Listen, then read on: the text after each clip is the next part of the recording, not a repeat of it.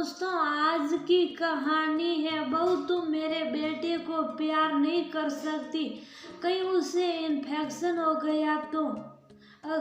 अगर आपने इस चैनल को सब्सक्राइब नहीं किया हो तो कर लीजिए ताकि आपके पास पहुंच सके हर नया वीडियो। मम्मी जी कितनी बार आपसे कहा है कि छोटे बच्चों को यूं हर समय गाल पर प्यार नहीं करते, इन्फेक्शन हो जाता है, लेकिन आप नहीं मानती। जरा सा मौका मिलते ही अपने गले का हार बना लेती हैं, जो मुझे बिल्कुल पसंद नहीं। कहते हुए सबरा ने अपनी सासू माँ मालती जी की गोद से अपनी बेटी सोना को छीन लिया। सबरा ने मालती जी को कुछ बोलने का मौका ही नहीं दिया और सोना को लेकर अपने रूम में चली गई।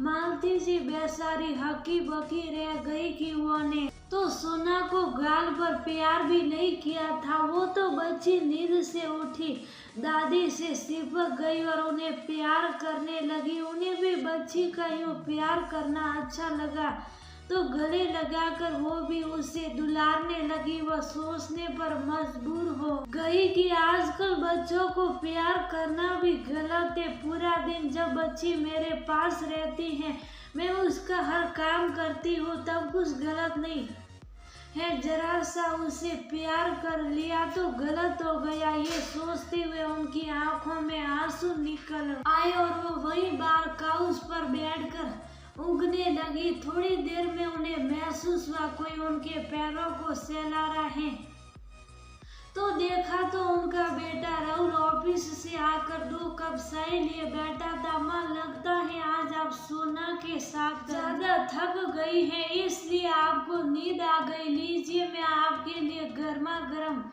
कड़क अदरक वाली चाय बनाकर ले आया, हम दोनों साथ में पीते हैं।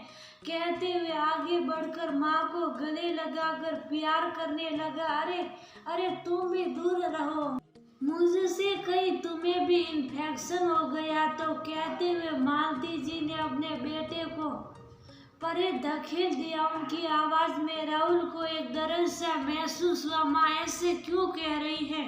मैं तो आपको रोज सुबह ऑफिस जाते समय और ऑफिस से वापस आकर गले लगकर प्यार करता हूँ। पहले तो आपने कभी ऐसा नहीं कहा, फिर आज ऐसा क्या हुआ? कुछ हुआ है तो आप मुझे बता सकती हैं।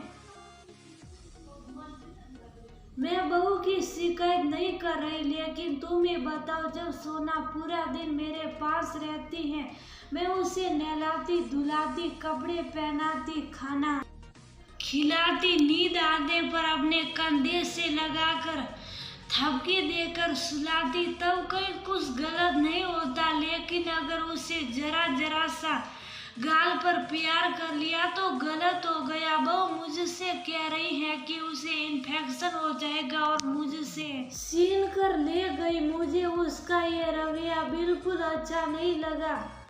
कल से मैं भी उसको कह दूंगी कि या तो नौकरी छोड़कर सोना को संभाले या फिर क्रेश में डाल दे। मेरे पास छोड़ने की जरूरत नहीं है। राहुल चुपचाप माँ की बातें सुनता रहा और मैं बोला, माँ, आपको ही नहीं मुझे भी सबरा का ये व्यवहार नहीं पसंद आया। भला घर में अपने ही लोगों के प्यार करने से इन्फेक्शन होता है? कैसी बेतुकी की बातें करती हैं, कहकर चला गया। दूसरे दिन संडे था। सबरा का मायका उसी शहर में था। उसके मायके में उसकी माँ, भैया, भाभी, बहन सब लोग उससे मिलने आए। मालती जी और राहुल ने भी मालती के साथ मिलकर सबकी आ भगत की। सब लोग बार बार सोना को गोद में लेकर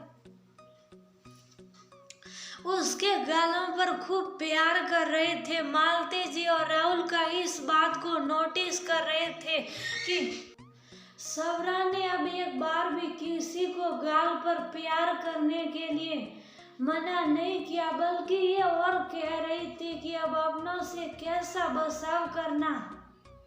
सब लोग हाथ सैनिटाइज करके ही उसे छूते हैं। ये सब देखकर दोनों को बुरा लग रहा था। सोना की नानी ने जैसे ही सोना को प्यार किया तो राहुल ने उनकी गोद से उसे ले लिया और बोला, मम्मी आप उसे दूर से ही प्यार करिए, कहीं इन्फेक्शन हो गया।